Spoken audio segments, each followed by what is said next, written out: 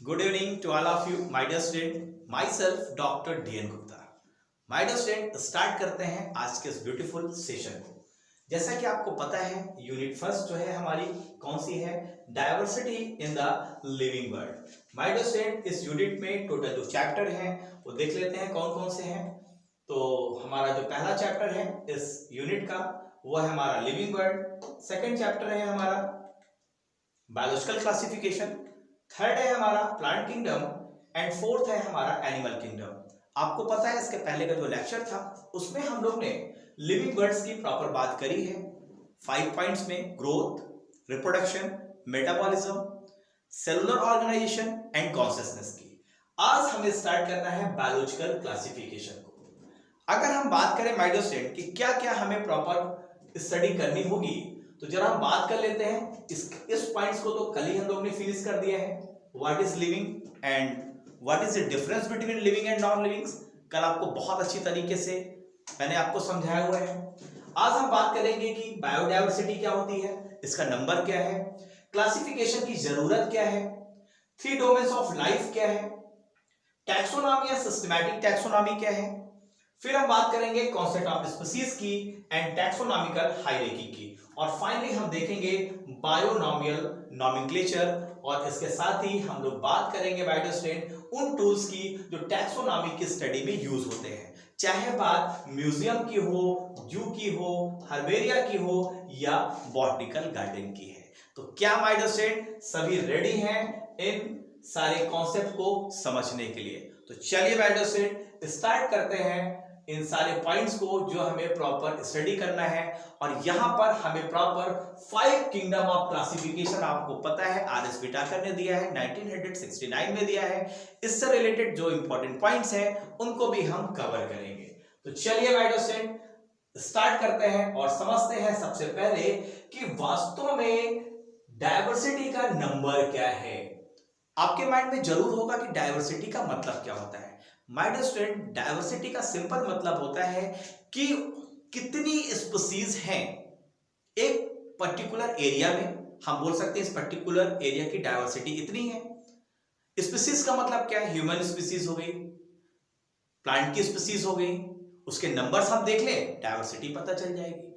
अगर हम इस पूरी दुनिया की बात करें, जो नंबर आपके एनसीईआरटी में दिया गया है माय डियर स्टूडेंट, वो नंबर है कितना नंबर है? 1.7 to 1.8 मिलियन। नंबर कितना है? 1.7 to 1.8 मिलियन। यस माय डियर स्टूडेंट, अगर क्वेश्चन नीट में आपसे पूछा जाता है कि डायवर्सिटी का नंबर इस वर्ल्ड में कितना है अकॉर्डिंग एनसीईआरटी, तो वहां पर हो सकता है 1.7 to 1.8 की जगह अगर वहां पर लिखा हुआ है 17 lakhs to 18 lakhs, तो क्या ये नंबर सही है?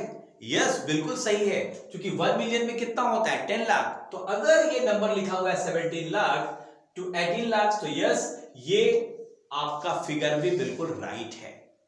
तो फर्स्ट क्वेश्चन यहां से बन सकता है नीट एग्जामिनेशन के पॉइंट ऑफ व्यू से, यस, कि डायवर्सिटी का नंबर कितना है, बायोडायवर्सिटी का नंबर कितना है, तो कितना है? 1.7 to 1.8 मिलियन।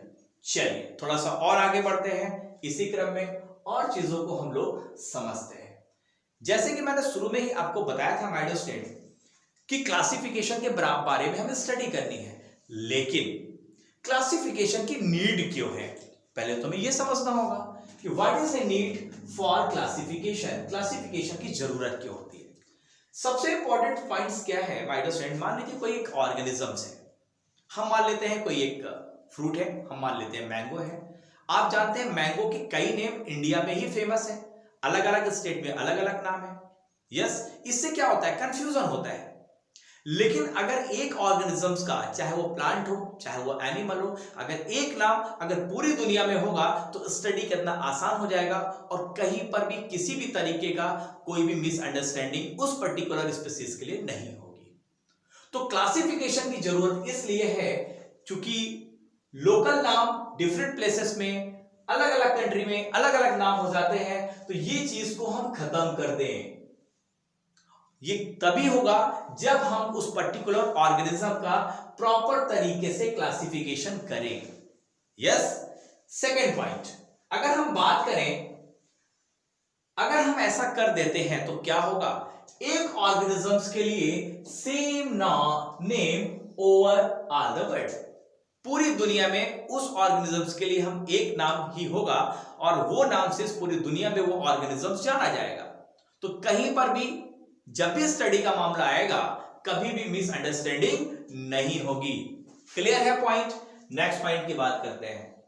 यस, अगर हमें क्लासिफिकेशन की नीड है, क्यों है, मैंने आपको बता दिया कि एक ऑर्गेनिज्म का एक नाम पूरी दुनिया में हमें चाहिए। तो इसका सॉल्यूशंस क्या है, किस तरीके से हम इसको, इस डिफिकल्टीज को दूर कर सकते हैं माय डियर स्टूडेंट? तो पहला ये है कि प्लांट्स के लिए अगर प्रॉपर हमें उसका नॉमेनक्लेचर करना है, प्रॉपर उसको नाम देना है, तो प्लांट्स के लिए आईसीबीएन इस्तेमाल करते हैं। आईसीबीएन का फुल फॉर्म है international code for botanical nomenclature. Yes, पहले तो हम क्या करेंगे, नेमिंग करेंगे, और अगर केस किसका है, एनिमल का केस है, तो वहां पर हम फॉलो करते हैं आईसीजेडएन के रूल को। आईसीजेडएन का फुल फॉर्म है international code of zoological nomenclature. देखिए याद रखिएगा, एनिमल के केस में क्या है, ऑफ है, और प्लांट के केस में फॉर है। यस, याद करने का तरीका क्या है, फॉर में कितने वर्ड है, 3 वर्ड है। प्लांट क्या होता है, साइज में बड़ा होता है। ये फॉर और ऑफ पे कभी कभी प्रॉब्लम्स क्रिएट हो जाती है। FOR 3 वर्ड है तो प्लांट में यूज होगा, और OF 2 वर्ड है तो एनिमल के केस में यूज होगा। मतलब एनिमल में आईसीजेडएन का फुल फॉर्म क्या होगा, ये होगा international code of zoological nomenclature, जबकि प्लांट के केस में होगा आईसीबीएन का full form international code for botanical nomenclature. ये क्वेश्चंस नीट में पूछा जा चुका है, और आपको पता है नीट में कई क्वेश्चंस रिवाइज होते हैं। तो यस, इसको भी आपको ध्यान रखना है। तो चलिए प्रॉपर अगर हम बात करें माय डियर स्टूडेंट कि ये कैसे, कौन सी प्रोसेस है, इन सारी चीजों को हम क्लियर करेंगे माय डियर स्टूडेंट। तो सबसे पहले अगर किसी पर्टिकुलर ऑर्गेनिजम्स को हमें क्लासिफाई करना है तो हमें क्या क्या करना होगा। सबसे पहले तो हमें उसे क्या करना होगा, आइडेंटिफाई करना होगा। भाई कोई ऑर्गेनिजम्स है, अगर कहीं मिल जाता है तो सबसे पहले तो हम उसे पहचानेंगे ना, ये प्लांट है कि ये एनिमल है। यस, यूनिसेलुलर है, मल्टी सेलुलर है। यस, तो सबसे पहले हम क्या करेंगे, उसको आइडेंटिफाई करेंगे। सेकेंड प्रोसेस आता है, जब हम उसको आइडेंटिफाई कर लेंगे तो फिर हम क्या करेंगे, उसकी हम नेमिंग करेंगे। अगर वो प्लांट है तो नेमिंग कैसी होगी उसकी, आईसीबीएन के अकॉर्डिंग। और अगर वो एनिमल है तो किसके अकॉर्डिंग उसकी नेमिंग होगी, आईसीजेडएन के अनुसार। आईसीबीएन और आईसीजेडएन में जो रूल्स हैं उनकी बात भी हम लोग आगे की स्लाइड्स में करेंगे माय डियर स्टूडेंट। और थर्ड प्रोसेस है कि जब हम इसका नॉमेनक्लेचर कर लेंगे पर्टिकुलर ऑर्गेनिजम्स का, तो फिर हम फाइनली इसका करेंगे क्लासिफिकेशन। इसका डिवीजन क्या है, इसका क्लास क्या है, ऑर्डर क्या है, फैमिली क्या है, जीनस क्या है, स्पीसीज क्या है, इन सभी की बात हम करेंगे। लेकिन अगर एक वर्ड में अगर हम बात करें माय डियर स्टूडेंट कि आइडेंटिफिकेशन, नॉमेनक्लेचर एंड क्लासिफिकेशन किस कैटेगरी में आता है, तो यही तीनों मिला के बनाते हैं taxonomy. Yes my dear student, taxonomy में यही 3 प्रोसेस फॉलो होते हैं। सबसे पहले हम करते हैं आइडेंटिफिकेशन, फिर हम करते हैं उसका नॉमेनक्लेचर, और फाइनली हम करते हैं क्लासिफिकेशन। तो चलिए हम लोग बात कर लेते हैं किसकी, अब फाइनल हम लोग बात कर लेते हैं टैक्सोनॉमी की। तो are you ready for that? चलिए माय डियर स्टूडेंट, अगर हम बात करें टैक्सोनॉमी की, तो वास्तव में टैक्सोनॉमी का मतलब क्या होता है? तो टैक्सोनॉमी जो वर्ड है वो 2 वर्ड से मिलकर बना हुआ है। पहला वर्ड है टैक्सिस। टैक्सोनॉमी में जो पहला वर्ड कौन सा है, टैक्सिस। टैक्सिस का मतलब होता है अरेंजमेंट। यस, और सेकेंड वर्ड है इसका नोमोस, जिसका मतलब है लॉ। तो सिंपल अगर वर्ड में हम क्या बोल सकते हैं, टैक्सोनॉमी का मतलब क्या है, law of arrangement is known as taxonomy. Clear है बात? तो लॉ ऑफ अरेंजमेंट का मतलब क्या है, लॉ ऑफ अरेंजमेंट क्या है, यही है हमारी टैक्सोनॉमी। अगर हम बात करें माय डियर स्टूडेंट इसी प्रोसेस में थोड़ा सा आगे बढ़ते हैं। ये जो वर्ड है टैक्सोनॉमी, ये वर्ड किस साइंटिस्ट ने प्रपोज किया था, ये क्वेश्चन पूछा जा चुका है। यस, फिर से मैं आपको याद दिला देता हूं। एपीडी कैंडोले साइंटिस्ट का नाम है, जिन्होंने सबसे पहले इस टैक्सोनॉमी वर्ड को प्रपोज किया है। और उस बुक में जो इन्होंने रिटन किया है, ये बुक का नाम है थ्योरीज एलिमेंटा एंड डीला बॉटनिक। ये वो बुक है जिसमें इन्होंने सबसे पहले टैक्सोनॉमी वर्ड्स को प्रपोज किया था। इस बुक के बारे में भी क्वेश्चन पूछा जा सकता है कि ये जो बुक है हमारी, जिसका नाम है थ्योरीज एलिमेंटा एंड डीला बॉटनिक, ये किसने रिटन करी है? वो रिटन किया है एपीडे कैंडोले ने। तो एक बहुत ही ब्यूटीफुल क्वेश्चन यहां से बन सकता है नीट के लिए आपका, इसको आपको अंडरलाइन करना है। चलिए थोड़ा सा और आगे बढ़ते हैं। यस माय डियर स्टूडेंट, अब हम लोग बात करते हैं प्रॉपर, सबसे पहले हम बात करते हैं टैक्सोनॉमी के फर्स्ट स्टेप की, जिसको हम बोलते हैं आइडेंटिफिकेशन।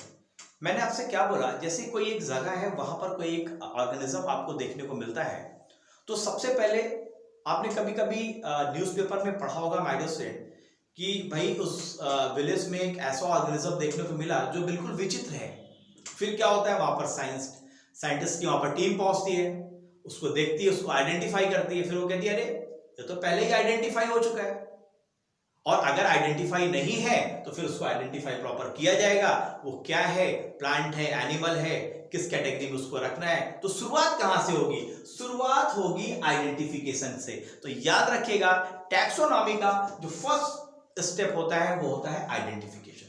आइडेंटिफिकेशन का मतलब क्या है? A process by which an organism is recognised from the others by already known organism and is assigned to a particular taxonomic group is called identification। क्या मतलब हुआ? आइडेंटिफिकेशन एक ऐसा प्रोसेस है जिसमें हम ऑर्गेनिज्म को रिकॉग्नाइज करते हैं, इस आधार पर जो पहले से ऑर्गेनिज्म को हम लोग आइडेंटिफाई कर चुके हैं उससे हम कंपेयर करेंगे, उसको हम लोग आइडेंटिफाई करेंगे। यस, और इसके बाद आइडेंटिफिकेशन के बाद माय डियर स्टूडेंट जो हमारा सेकंड प्रोसेस होता है वो होता है हमारा नॉमेनक्लेचर। जब हम आइडेंटिफाई करते हैं तो फिर हम उसकी नेमिंग करते हैं पर्टिकुलर ऑर्गेनिजम्स की, according to international scientific rule is called nomenclature. मैंने क्या बताया, प्लांट्स के लिए किसका फॉलो अप करेंगे? ICBN का, और अगर एनिमल है तो किसका फॉलो अप करेंगे? ICZN का। तो फिर हम क्या कर लेंगे? नॉमेनक्लेचर। और थर्ड हमारा जो स्टेप होगा टैक्सोनॉमी में वो होगा हमारा क्लासिफिकेशन। क्लासिफिकेशन क्या है? A process by which any organism is grouped into convenient categories on the basis of some easily observable character. इसके आधार पर हम क्लासिफिकेशन उसका करेंगे कि पर्टिकुलर इसका डिवीजन क्या है, इसका क्लास क्या है, ऑर्डर क्या है, फैमिली क्या है, जीनस क्या है और स्पीसीज क्या है।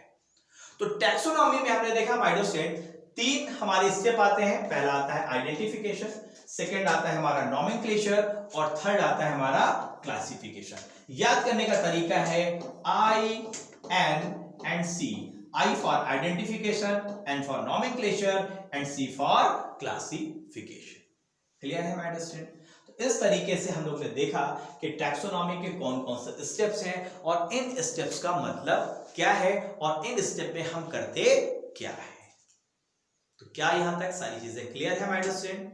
चलिए आगे बढ़ते हैं, थोड़ा सा और पॉइंट्स को क्लियर करते हैं। यस, अब हम बात करते हैं टैक्सोनॉमी के। हम लोगों ने प्रोसेस को तो समझ लिया है, अब हम देखते हैं कि टाइप्स ऑफ टैक्सोनॉमी क्या है, कितने तरीके की टैक्सोनॉमी होती है। और सेकंड हम बात करेंगे माय डियर स्टूडेंट कि नॉमेनक्लेचर्स के बारे में, इसके रूल्स रेगुलेशंस देखेंगे, चाहे बात ICBN की हो या बात ICZN की हो। तो चलिए सबसे पहले हम स्टार्ट करते हैं टैक्सोनॉमी के टाइप्स को समझने के क्रम में हम लोग आगे बढ़ते हैं। चलिए हम लोग बात करते हैं टाइप्स ऑफ टैक्सोनॉमी में माय डियर स्टूडेंट। देखिए टाइप्स ऑफ टैक्सोनॉमी में जो आपको यहां पर टाइप्स मिलेंगे, 4 तरीके से ये टैक्सोनॉमी की जाती है। पहली होती है सिस्टमैटिक, सेकंड होती है हमारी नियो सिस्टमैटिक, थर्ड होती है हमारी साइटोटैक्सोनॉमी एंड फोर्थ होती है हमारी कीमोटैक्सोनॉमी। माय डियर स्टूडेंट, ये जो चारों टर्म लिखे हैं यहाँ पे, कई बार क्वेश्चंस यहाँ पर नीट और एम्स में पूछा जा चुका है और आपको पता है अब एम्स नीट में ही आ चुका है। तो यहाँ पर इन चारों जो टैक्सोनॉमी के टाइप्स हैं इनकी बात हम लोग करेंगे और एक्चुअली इन पॉइंट्स में हम ये देखेंगे कि जब हम सिस्टमैटिक टैक्सोनॉमी करते हैं तो किन फीचर्स को ध्यान में रखते हैं, जब हम नियो सिस्टमैटिक टैक्सोनॉमी करते हैं तो किन फीचर्स को ध्यान में रखते हैं, और जब साइटो टैक्सोनॉमी करनी होती है तो कौन सा फीचर ध्यान में रखते हैं, और जब हमें कीमो टैक्सोनॉमी करना है तो कौन से कैरेक्टरिस्टिक्स को हम या फीचर्स को ध्यान में रखते हैं। इसी के आधार पर इनका नाम दिया गया है। तो are you ready for this? समझने के लिए सबसे पहले हम लोग समझते हैं कि ये सिस्टमैटिक टैक्सोनॉमी क्या होता है। चलिए सबसे पहले हम लोग बात करते हैं my dear student systematic taxonomy की। सिस्टमैटिक टैक्सोनॉमी से पहला जो क्वेश्चन आता है वो ये आता है कि जो सिस्टमैटिक टैक्सोनॉमी है तो इसमें जो सिस्टमैटिक टर्म है इसको प्रपोज किसने किया था। तो फिर से मैं आपको बता देता हूं, इसको प्रपोज किया था लिनियस साहब ने। किसने किया था? लिनियस ने किया था। और ये जो टर्म है ये डिराइव्ड हुआ है लैटिन वर्ड से Systema, which means systematic. Systematic words कहां से आया है? लैटिन वर्ड सिस्टमा से आया है जिसका मतलब होता है सिस्टमैटिक्स। क्लियर है? Next point, systematic arrangement of organism based on external morphological character of plant and living organism।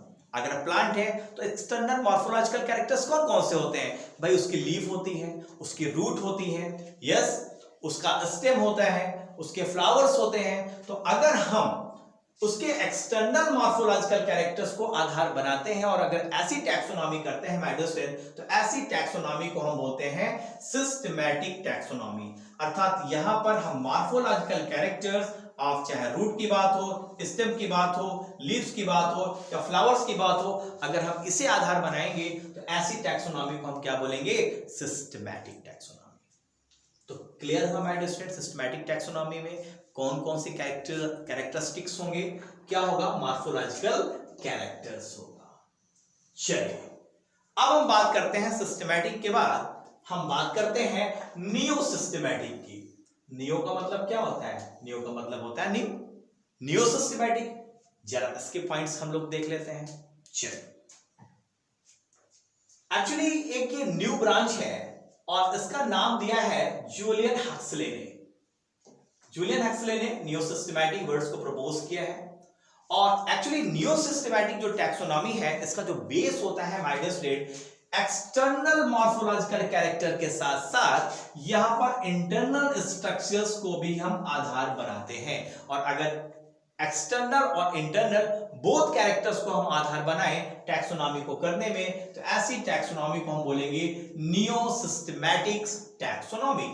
Yes, इसके साथ ही हम सेल स्ट्रक्चर्स की बात करेंगे, डेवलपमेंट प्रोसेस की बात करेंगे, कुछ इकोलॉजिकल इंफॉर्मेशंस की बात करेंगे उस पर्टिकुलर ऑर्गेनिजम्स की, चाहे वो प्लांट हो और चाहे एनिमल हो। इसके साथ ही आपको पता है कि एक्चुअली जो न्यू सिस्टमैटिक है वो मेनली बेस्ड है on evolutionary as well as genetic relationship पे। यस, और अगर ऐसा है तो फिर इस टैक्सोनॉमी को हम बात के क्या कह देते हैं, क्या नाम दे देते हैं? Experimental taxonomy as compare to morphological character. तो अगर हम बात करें my dear student new systematic और सिस्टमैटिक टैक्सोनॉमी में जो बेसिक डिफरेंस क्या है कि जहां सिस्टमैटिक में हम सिर्फ मॉर्फोलॉजिकल कैरेक्टर्स को आधार बना रहे थे, वहीं हमने न्यू सिस्टमैटिक में मॉर्फोलॉजिकल कैरेक्टर्स के साथ साथ इंटरनल कैरेक्टर्स को भी आधार बनाया। इंटरनल कैरेक्टर्स में चाहे बात हमारी सेल की हो, सेल के अंदर के प्रॉपर स्ट्रक्चर्स की हो, इंटर रिलेशनशिप्स की हो, इन सारे पॉइंट्स को हम लोग आधार बनाते हैं नियो सिस्टमैटिक टैक्सोनॉमी में। तो क्या आपको डिफरेंस समझ में आया? बेसिक डिफरेंस आपको यहां पर यह समझ में आया होगा कि जहां सिस्टमैटिक में हम सिर्फ एक्सटर्नल मॉर्फोलॉजिकल कैरेक्टर्स को आधार बना रहे हैं, यहां पर हम इंटरनल कैरेक्टर्स को भी आधार बना देते हैं जब हम नियो सिस्टमैटिक टैक्सोनॉमी करते हैं तब। क्लियर है? तो हम लोग ने टाइप्स ऑफ टैक्सोनॉमी में दो टाइप्स देख लिए। पहला हम लोग ने देख लिया सिस्टमैटिक और फिर हम लोग ने देख लिया नियो सिस्टमैटिक। तो चलिए रेडी हो जाइए थर्ड टाइप की टैक्सोनॉमी को समझने के लिए, और थर्ड टैक्सोनॉमी है हमारी साइटोटैक्सोनॉमी। आपको पता है जब हम सेल की स्टडी को क्या बोलते हैं? साइटोलॉजी। अर्थात ये ऐसी टैक्सोनॉमी होगी जहां पर हम साइटोलॉजिकल इंफॉर्मेशंस को बेस बनाएंगे, चाहे बात क्रोमोसोम नंबर की हो, चाहे क्रोमोसोम के स्ट्रक्चर्स की हो, या उसके बिहेवियर की हो। यस, और ये साइटोटैक्सोनॉमी का जो इस्तेमाल हम कहां पर करते हैं? जब कोई प्रॉब्लम्स होती है, कोई सॉल्विंग प्रॉब्लम्स करनी होती है, तो फाइनली फिर हम साइटोटैक्सोनॉमी को आधार बना लेते हैं और फिर देखते हैं पर्टिकुलर सेल्स के अंदर का क्रोमोसोम नंबर क्या है। जैसे सपोज दैट कोई एक नया ऑर्गेनिज्म मिल जाता है माइडोस्टेन, और ये समझ में नहीं आ रहा है कि भाई ये इस ऑर्गेनिज्म को कौन सी कैटेगरीज हम दें, लेकिन अगर हम इसके न्यूक्लियस के अंदर उपस्थित नंबर ऑफ क्रोमोसोम अगर हमें पता चल जाए, सपोज दैट इसके अंदर का क्रोमोसोम नंबर 12 है, तो अगर क्रोमोसोम नंबर 12 है तो वो ऑर्गेनिज्म जिसके अंदर का क्रोमोसोम नंबर 12 रहा होगा, तो हम ये कह सकते हैं कि दोनों की कैटेगरी क्या होगी? सेम होगी। तो क्या ये प्रॉब्लम सॉल्व करने में मदद नहीं किया? बिल्कुल मदद किया। तो साइटोटैक्सोनॉमी को हम कभी कभी टैक्सोनॉमिक प्रॉब्लम्स को सॉल्व करने के लिए भी इस्तेमाल करते हैं। तो साइटोटैक्सोनॉमी में बेस किसका बनाएंगे? साइटोलॉजिकल इंफॉर्मेशंस को। चलिए माय दोस्तों, ये हमारी हुई थर्ड टाइप की टैक्सोनॉमी, और लास्ट हम बात करते हैं कीमोटैक्सोनॉमी की। ये जो कीमो वर्ड आया है माइडोसेंट, वो आया है केमिस्ट्री से, आया है केमिकल से। अर्थात अगर ऑर्गेनिजम्स के अंदर उपस्थित अगर हम आधार बनाए उसके केमिकल कैरेक्टर का, किसका? केमिकल कैरेक्टर्स का, तो इस तरीके के टैक्सोनॉमी को हम बोलेंगे कीमोटैक्सोनॉमी। और इस टैक्सोनॉमी का भी उपयोग यूज हम टैक्सोनॉमिक प्रॉब्लम्स को सॉल्व करने के लिए करते हैं, ठीक वैसे ही जैसे हमने इस्तेमाल किया था यहां पर साइटोटैक्सोनॉमी में। क्लियर है? और यहां पर जो कीमोटैक्सोनॉमी का जो बेस्ड है वो है पर्टिकुलर ऑर्गेनिजम्स के अंदर उपस्थित केमिकल का कॉन्स्टिट्यूशन, चाहे बात प्लांट्स की हो या बात किसी दूसरे ऑर्गेनिज्म की हो। एग्जांपल्स के रूप में इसका फ्रेग्रेंस कैसा है, टेस्ट कैसा है, आपको पता है स्पीशीज टू स्पीशीज टेस्ट अलग अलग होता है। इसके साथ ही अगर हम बात करें एग्जांपल की केमिकल्स की, चाहे बात अल्कलाइड्स की बात करना हो, कैरोटीनॉइड्स देखना हो, tannins, polysaccharides, nucleic acid, fatty acid, amino acids, aromatic compound, इन सभी को अगर हम आधार बनाते हैं, इन अगर केमिकल को हम आधार बनाते हैं, तो ऐसे टैक्सोनॉमी को हम बोलते हैं कीमोटैक्सोनॉमी।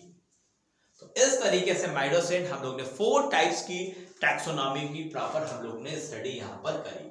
जरा एक बार तेजी से फिर से रिवाइज कर लेते हैं माइडोसेंट। चलिए, ये जो हमारा 4 तरीके की टैक्सोनॉमी थी, yes, systematic, neo systematic, cytotaxonomy और कीमोटैक्सोनॉमी। सिस्टमैटिक की अगर हम बात करें माइडोसेंट, तो सिस्टमैटिक में हमने किसको आधार बनाया? हमने यहां पर आधार बनाया मॉर्फोलॉजिकल कैरेक्टर्स का, एक्सटर्नल कैरेक्टर्स का। अगर हम बात करें नियो सिस्टमैटिक में, तो यहां पर हम लोग ने मॉर्फोलॉजिकल कैरेक्टर के साथ इंटरनल स्ट्रक्चर्स को आधार बनाया। अगर हम बात करें यहां पे साइटोटैक्सोनॉमी की, तो साइटोटैक्सोनॉमी में हमने जो बेस कैरेक्टरिस्टिक्स लिए वो लिए साइटोलॉजिकल इंफॉर्मेशन को। और अगर हम बात करें कीमोटैक्सोनॉमी का, तो यहां पर हमने बेस किसका लिया माइडोसेंट? पर्टिकुलर प्लांट्स के अंदर उपस्थित जो केमिकल कैरेक्टर्स है उसको हमने आधार बनाया। तो इस तरीके के 4 टाइप्स की टैक्सोनॉमी हम लोग ने बात करी। तो इस तरीके से माइडोसेंट हम लोग ने टाइप्स ऑफ टैक्सोनॉमी को देखा, यस। और अब हम बात करेंगे किसकी? नॉमेनक्लेचर की। तो सबसे पहले हम लोग ने क्या देखा? पहला हम लोग ने बात करी थी आइडेंटिफिकेशन की, ठीक है। फिर हम लोग ने बात करी थी नॉमेनक्लेचर की, फिर हमको बात करनी है क्लासिफिकेशन की। तो अब नंबर किसका है माइडोसेंट? नॉमेनक्लेचर को समझना है कि नॉमेनक्लेचर का मतलब क्या होता है और कैसे पर्टिकुलर ऑर्गेनिजम्स का हम नॉमेनक्लेचर करते हैं। नॉमेनक्लेचर का मतलब सिंपल क्या है? नामकरण करना। और इस टर्म से तो आप बहुत अच्छी तरह से परिचित होंगे। लिखा है बाइनोमियल सिस्टम। किसने दिया था माय डियर स्टूडेंट? किसने दिया था? यस, लीनियस ने दिया था। तो चलिए, बायोनॉमियल सिस्टम अगर हमें प्लांट्स का नॉमेनक्लेचर करना है माय डियर स्टूडेंट, तो इसके लिए पर्टिकुलर जो सिस्टम दिया था लीनियस ने, उन्होंने बताया कि अगर पर्टिकुलर प्लांट्स का हमें नॉमेनक्लेचर करना है तो उन्होंने एक बुक लिखी जिसका नाम था स्पीशीज प्लांटेरम, और ये पब्लिश इसका टाइम है 1753। Any name proposed before this date is not accepted today। ये इतनी ज्यादा ऑथेंटिक है माय डियर स्टूडेंट कि लीनियस की इस बुक के पहले जितने भी नाम किसी पर्टिकुलर प्लांट्स के लिए दिए गए थे वो मान्य नहीं है। मतलब 1 मई 1753 में जब ये बुक पब्लिश हुई, इसके बाद जो नाम इसके आधार पर दिए गए वही नाम आज की डेट में पर भी जो है वो अप्रूव्ड है और माने जाते हैं। लेकिन इस डेट के पहले के जो भी नाम दिए गए हैं वो मान्य नहीं है। नेक्स्ट पॉइंट, अगर हम बात करें एनिमल्स की, तो एनिमल्स के नॉमेनक्लेचर्स के लिए जो बुक इन्होंने लिखी थी इसका नाम है सिस्टमा नेचुरी। ये क्वेश्चंस कई बार पूछा जा चुका है कि सिस्टमा नेचुरी किसने लिखी है। यस, और इस तरीके से माय डियर स्टूडेंट आपको पता है कि जो हमारा बायोनॉमियल सिस्टम है इसको दिया था कैरोलस लीनियस ने, and he used this nomenclature system for the first time on large scale and proposed scientific name of all the plants and animals। आपको पता है कैरोलस लीनियस ही वो फर्स्ट साइंटिस्ट थे जिन्होंने बहुत लार्ज स्केल में बहुत सारे एनिमल और प्लांट्स के नाम दिए। और बाइनोमियल सिस्टम का मतलब होता है हम ऐसा नाम रखते हैं जिसमें एक नाम होता है कौन सा? जीनस, और एक नाम होता है हमारा स्पीशीज का। यस, हिंदी में ही इसे ही बोलते हैं द्विनाम पद। तो इस तरीके से माय डियर स्टूडेंट हम लोग ने यहां पर देखा नॉमेनक्लेचर्स के बारे में। और फाइनली हम अगर बात करें माय डियर स्टूडेंट तो यहां पर बहुत सारी चीजों को हम लोग ने सीखा है। यस, और कल के लेक्चर्स में हम लोग बात करेंगे, नेक्स्ट लेक्चर में कुछ स्लाइड्स आपको मैं दिखा देता हूं। कल हम लोग बात करने वाले हैं diversity in the living words unit में आईसीबीएन की। इस लेक्चर में हम बात करेंगे कि आईसीबीएन में वो कौन कौन से रूल्स हैं, अगर किसी पर्टिकुलर प्लांट्स का हमें नॉमेनक्लेचर करना है तो कौन कौन से रूल्स को फॉलो अप करना होगा। तो thank you very much to all of you my dear student for giving your valuable time to me. Thank you. तो we will meet again just tomorrow in next lecture। तब तक के लिए bye bye, see you and good night. Bye bye, see you.